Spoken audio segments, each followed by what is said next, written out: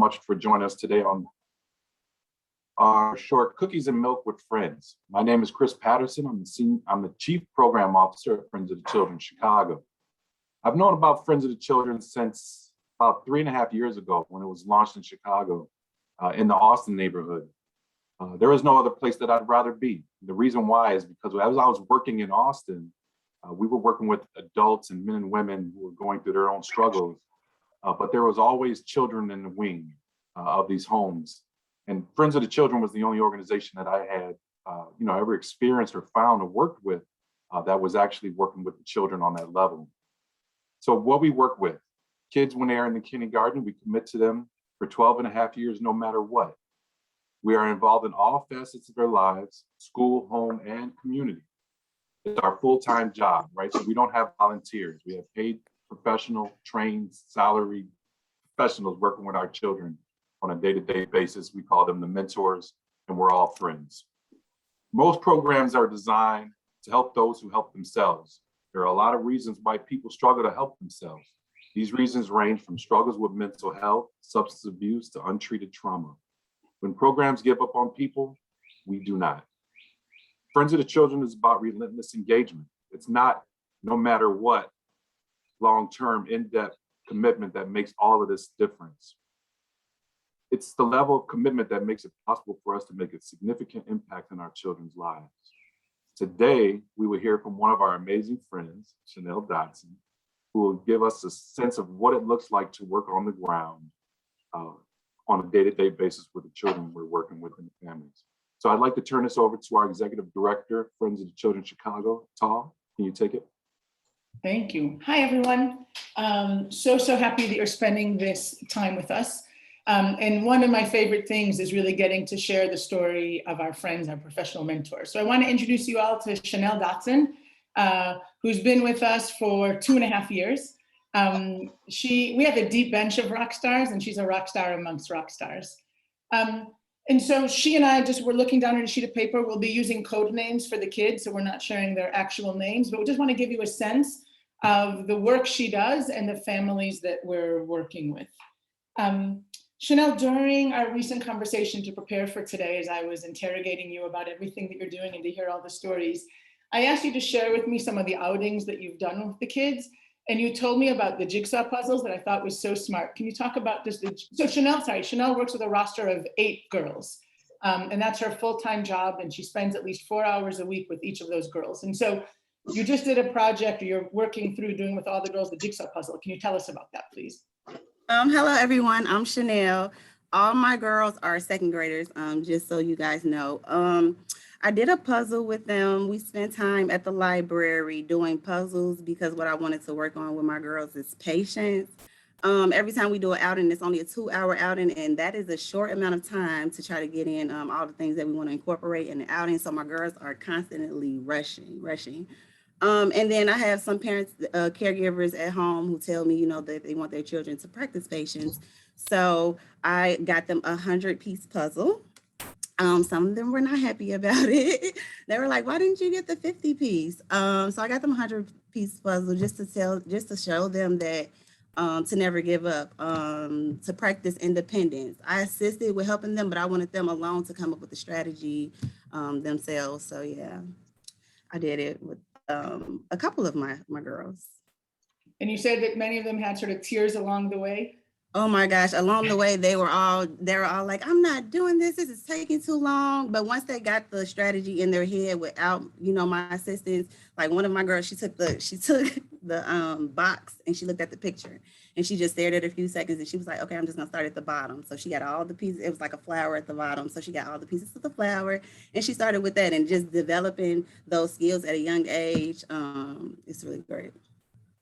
And I know we arranged to have classes for the kids to go to yoga, the boys and girls to go to yoga.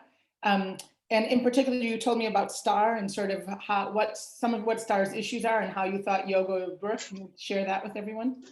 Sure. So STAR, she's been with me since kindergarten as well. We're working on her impulses. So I took her to yoga just to simply calm her down. There's this one yoga pose that she's been 3 times now, and it's just a resting pose, and it's literally just her laying there And just to see the development from the first time I took her to her actually sitting there, laying there in her space, in her safe space, was just great to witness. Star has been diagnosed with ADHD, and mom is still struggling to figure out how to work with her. So she thanks me every time. She said that Star loves yoga. So yeah, we'll be back. Working on some calming stuff with her. So we're involved, we help our kids with their academics and with schooling and making sure that our kids attend school.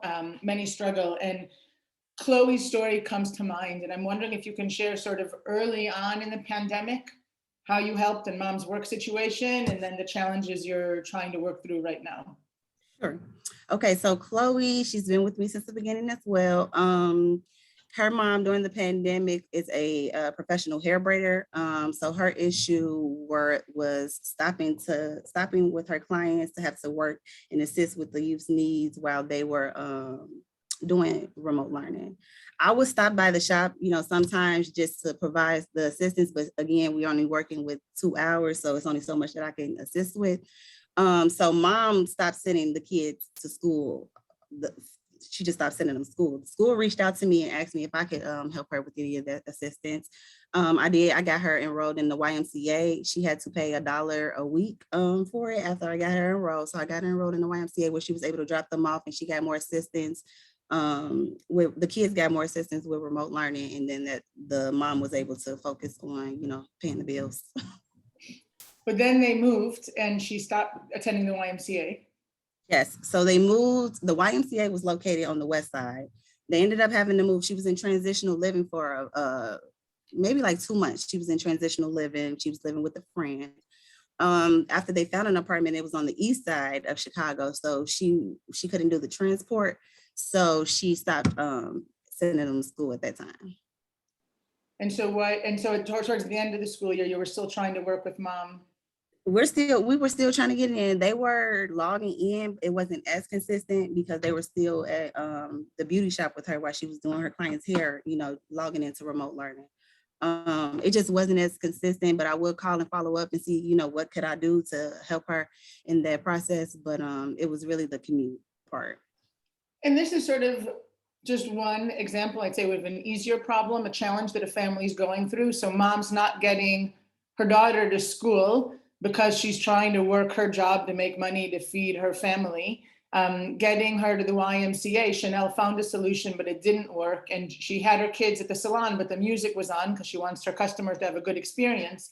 And so we did, I joke with the staff, I got everyone, the staff, the Sam I Am book, the Dr. Seuss Sam I Am book, because if one solution doesn't work, we just have to try something else and just keep working at it. And some of our families have much greater issues.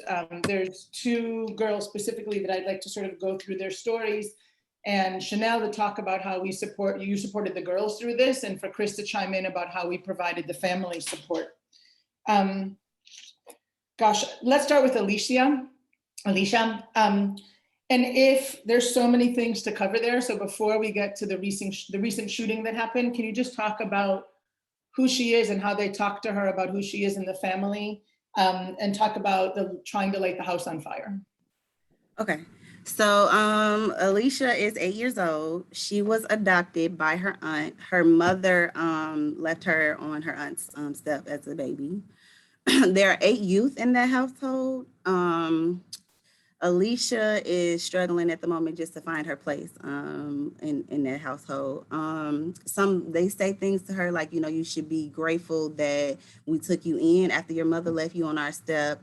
It's not all happy in the household. I've heard, how down they talk to her, and it concerns me sometimes, but that's why I make sure that I'm speaking light into her, and that the activities that we include are motivational activities. But as far as the fire, during the pandemic, mom gave me a call one day and she said that Alicia tried to set her house on fire. This is adopted mom.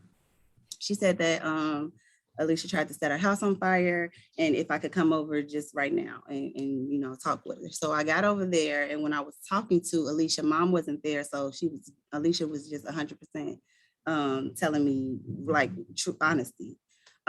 She said that she walked into her sister's room and she found some matches, and she lit the matches and it got too hot and she let the match go and it dropped, and it dropped inside of a tote. So that's when she called and screamed for help. They ended up getting the fire out, but mom was just super frustrated because she feels as though Alicia does these things on purpose. And like I said, she's just trying to find her place, you know, in that household full of people at such a young age, and what they tell her and what she's been through so far. What I'd say is mom, like every single parent and caregiver, this is really, really important that we understand, love their kids so much and are dealing with so much stress in their lives. So they recently had a shooting in the family. Can you describe a little bit of that situation and the phone call that you received, and then turn it over to Chris to talk about the support we provided the family, and then what you're doing for Alicia? Sure. Mom has 8 youth in the household. 4 of them are her biological and 4 are adopted. So mom loves, I know her intentions are pure and loves, but most of it, the situations that Elijah speaks to me about is probably stress related. As far as the situation, I was on my way to pick up Alicia from her household. And when I got there, the police were in front of the house, and I called mom, and she asked me if I could meet her at a gas station, and that she would explain to me the story when I got there. And when I got there, she said that her stepson had just tried to shoot her, all while her kids were in front of her house. And so she said that she needed to run to the police station because apparently the police told her that it was a misdemeanor and she would have to file a report in person. So she asked me if I could still take Alasia because she needed, you know, still needed me to take Alasia while she has to go do that. And I told her like I would take all the kids.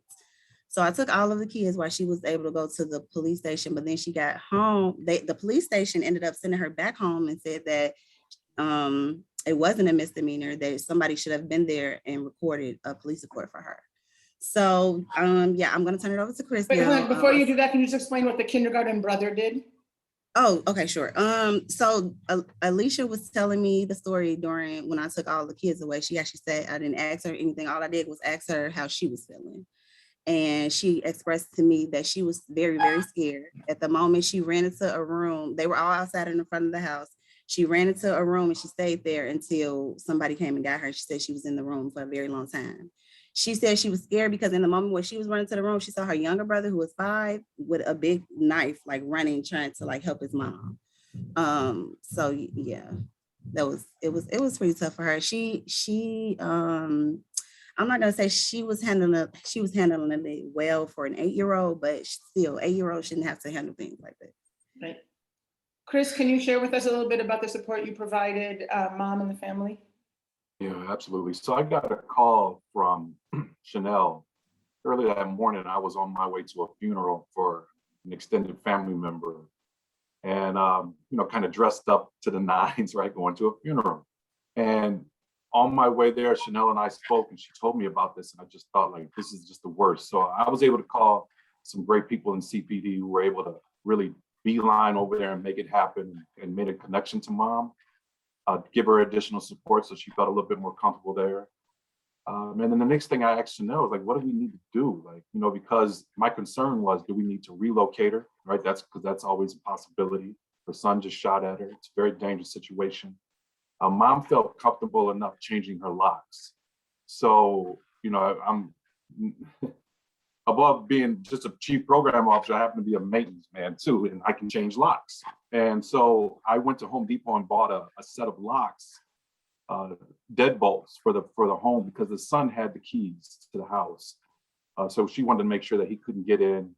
He was still taunting her on social media.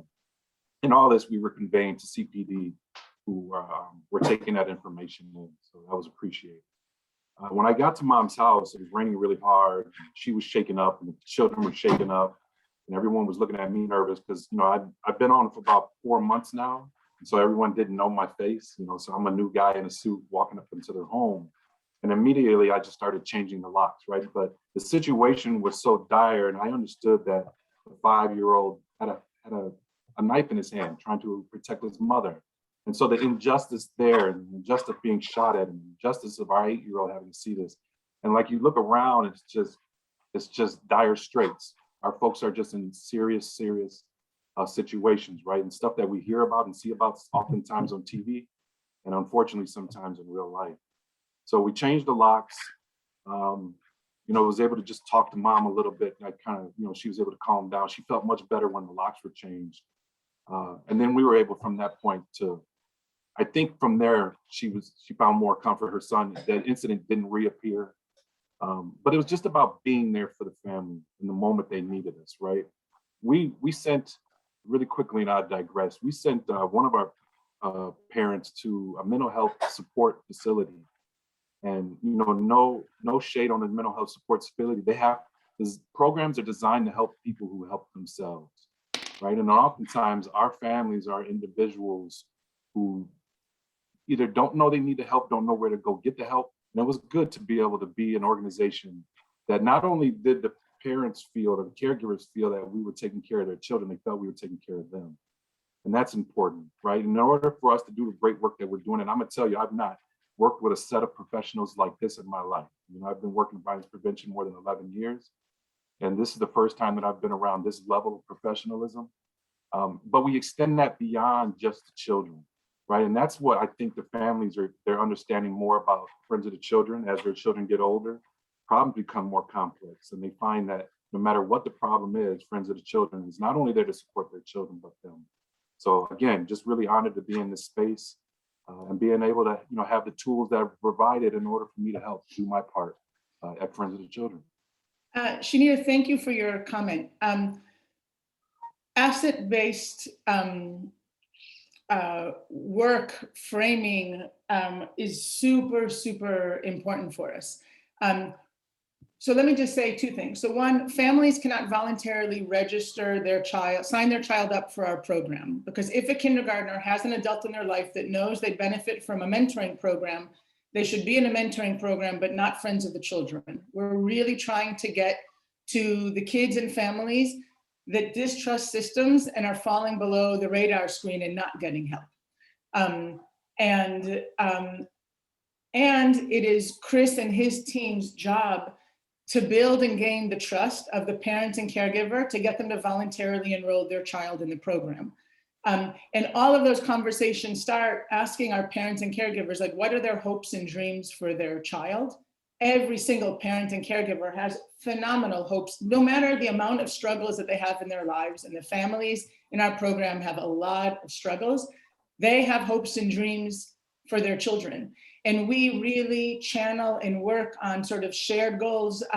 So for Alicia, Chanel commented that, or I don't know if it's about Alicia, but another girl, but we ask the parents, what are their goals for their kids? And let's work together so that we can be complementing the work the parent and caregiver is doing at home.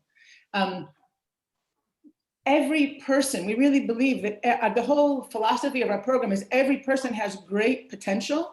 We all need community and support to get there, right? To overcome the obstacles and hardships that come into our lives. And our families are facing a fire hose of hardships. Many of our caregivers from the time that they were youth, right? So we're really just trying to build more support around them and to build loving, trusting relationships with those caregivers.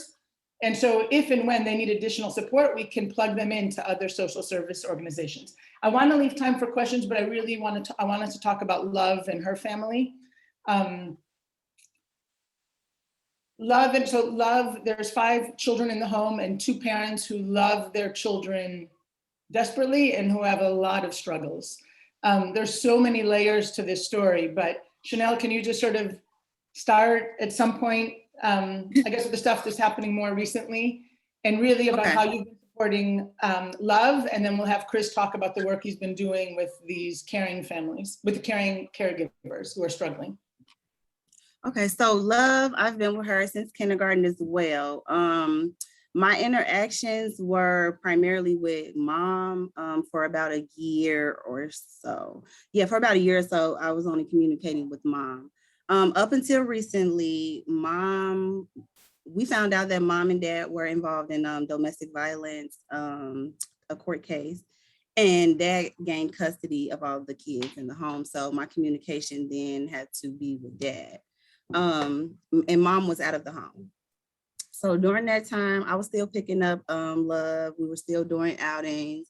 Love's concern was that she just wanted to live with her mom. She didn't understand why she couldn't just get up and go, or why her mom couldn't come get her.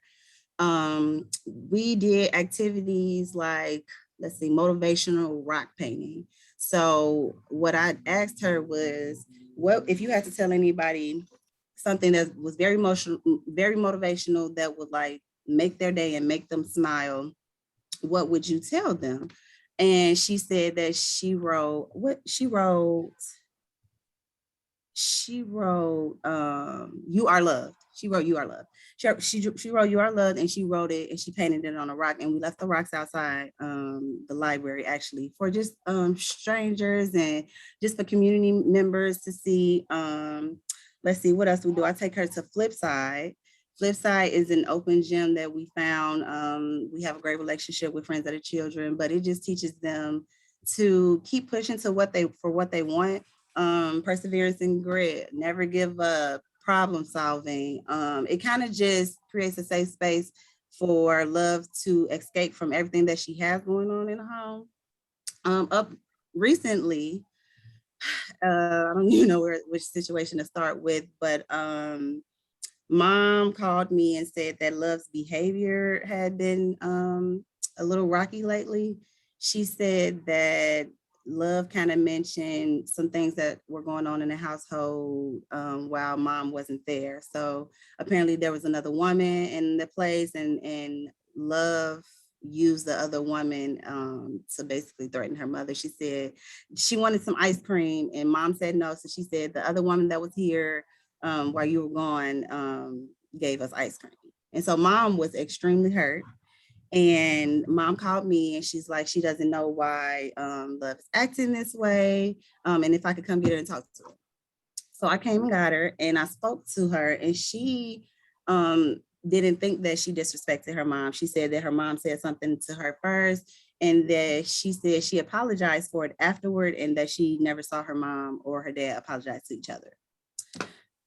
So I've been playing mediator sometimes between mom and dad as far as when they can pick up the children. They call me and ask me if they can go, if I can communicate with dad that she's gonna come get the children, and what time they're gonna come get the children. And even when I'm out doing an outing with Love, it's still like constant communication between mother and father about where I'm gonna take Love and where I'm gonna bring her and the rest of the kids. I've mediated for one of the Love's siblings. He had a doctor's appointment coming up, but because they couldn't communicate with each other, the communication went through me. The kids needed groceries. They couldn't communicate through each other, so the communication went through me. At this point, Love is, she's struggling too. You could see it in her academics. She just towards the end of the year got her academics back together, but remote learning was really rough on her. She was an A student before remote learning, and then she had D's and F's during remote learning. But again, it was so much going on in the household, and that was the only thing she was in a box for so long due to the pandemic. So we've been one of the things, sorry to interrupt you, but one of the things that you just said, you just feel like you feel her settle down when she's with you, and that she can talk about her feelings. Yeah. Definitely. I definitely know that I've created a safe space for her, because for any of my girls, when I know a situation that's going on at home, I do not ask them about it. I want them to be ready to come and talk to me about it. So with Love, even when we didn't talk about domestic violence situations, but there was one time during the pandemic, I was going over mom's house, and every time I saw her, there was the bruise. It was like a bruise on her eye, and it was like a bruise on her hip, and then like she had a cast on her foot, and she said she had a miscarriage during one of the times. She said that the child's father had tried to run her over with his car. So the last time I saw her, she looked really, really hurt. And I talked to Valentine, and Valentine, she literally just came out and she was just like, I don't like it when they fight.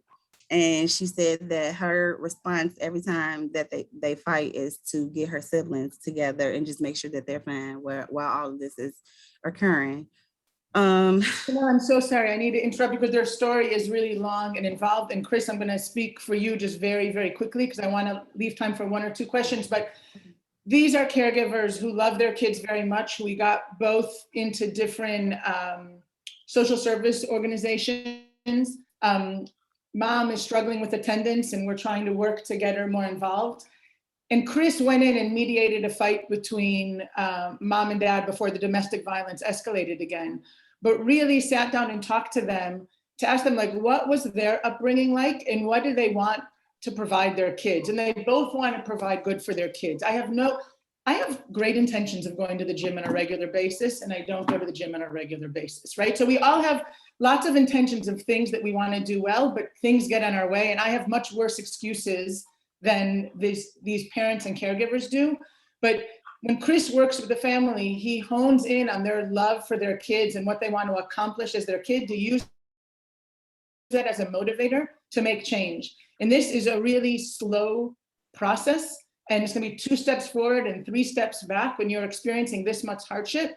But the beauty of Friends of the Children and our program works because we make that 12.5-year commitment to the kids and families. So let me just open it up for a question or two. And then hopefully we just piqued your curiosity and you all will want to stay in touch with us.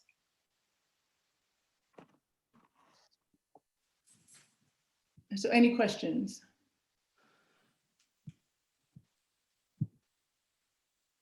Do you see the one in the chat? Yeah, so I just wanted to open up. So we have a few friends that have gone to court with families that are in court cases. I believe for Love's family, we've been to court as well, and I know with another kid, and we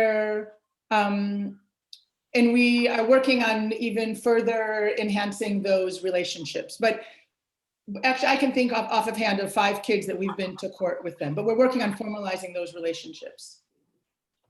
There's a question about family planning with struggling families from Joanne. So that's a great question too, because I believe if we call ourselves friends, friends should be able to have all kinds of conversations, right? And typically those of us who have made some goals happen in our own lives, we've done that with mentorship and friendships, right? And so we had a mother, I was asking one of our male friends, Felix, one of our guys who works with us, about, there was a mom that was pregnant, and I said, is she taking, what does she need? Does she need food? Does she need this? I was trying to get an idea of what the house needed. And I noticed she was pregnant, and I said, is she taking her pills, right? Her nutritions, what are they called? Yeah. Prenatal, there you go. I asked her if she was taking that. And he didn't know, right? And so the next time that we saw mom together, I just, got to know her, was talking about her, and I just mentioned it. Like, you got everything, you got your prenatal, and it just floated by. But the idea is that we were thinking about that mom, right? We were thinking about every aspect of her life. We want to make it as most comfortable as possible so that she can get everything that she needs. And that includes like employment opportunities, furniture, like whatever it is the family needs. We make it our mission to figure out how to go get that or connect them to that resource. So one of the promises that I make is that, how can you best support the organization? That's like the best question you can possibly ask me.